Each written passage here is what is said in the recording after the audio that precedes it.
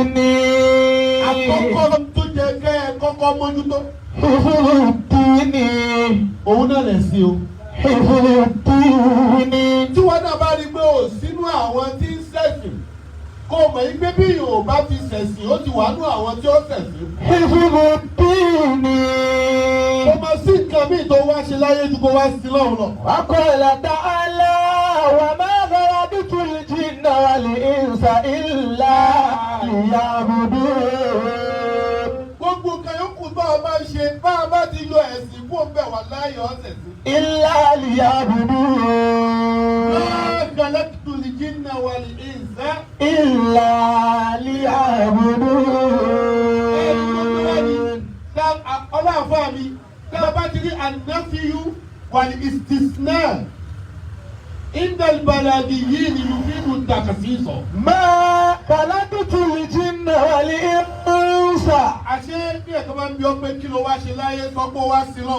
إلا ليعبدون ọlọ́run ní ma khalaqtul jinna. ما خلقت الجن àṣà wa nìkan kọ́ là ń kírun. ما خلقت الجن àwọn àlejò náà ń kírun. ما خلقت الجن àwọn àlejò kọ́ là ń والإنس gba Ramadan àwọn àlejò náà ń gbà. ما خلقت الجن والإنس àwọn aṣọ fún ẹ pé kàn nígbàgbọ́ pé àlejò ló ń kírun bọ̀dún náà wá dìbò náà ti ń kírun wọn. ما خلقت الجن والإنس ìlà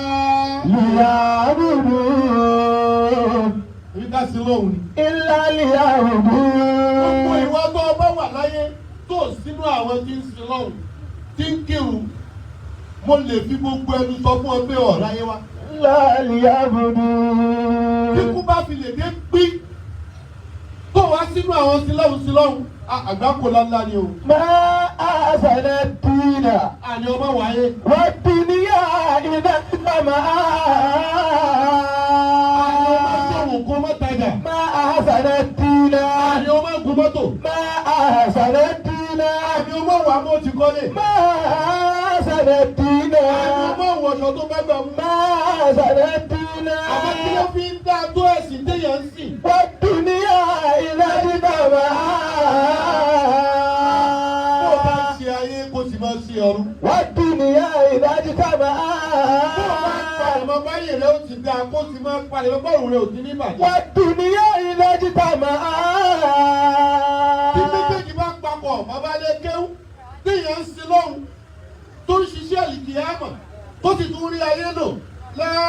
بارك الله في الدنيا بلا دين لا بارك الله في الدنيا بلا iṣẹ́ ìlú bá mi níyà kí ló دين fà ní ayé tó ń gbádùn tó lọ ní tíyà tó bá níwájú ọlọ́run. لا بارك الله في الدنيا بلا دين ìran mẹ́rin lèèyàn àwọn kan wọn ní gbádùn láyé wọ́n máa ṣe wàhálà ni wọ́n sì máa sin lọ́hùn wọ́n sì máa gbàwẹ̀ àmọ́ gbogbo nǹkan téèyàn ní láyé ọlọ́run ò ní fún wọn. لا بارك الله في الدنيا بلا èèyàn ó lè má دين gbádùn láyé àmọ́ tó bá dá ní kìámà nínú àwọn tí ó wà ní first class ìgbádùn ni ó wà. الله àwọn kan sì ń bẹ gbogbo ayé wọn ìgbádùn ni wọ́n ń jẹ tó wù wọ́n wọ́n ń mu tó wù wọ́n wọ́n ń wọṣọ tó wù wọ́n wọ́n ń gbélé tó wù wọ́n tó bá dídọ́ pé dàlí kìámà inú náà ni wọ́n ń dẹ̀sẹ̀ tó wọ́n máa gbádùn bẹ́ẹ̀. لا بارك الله في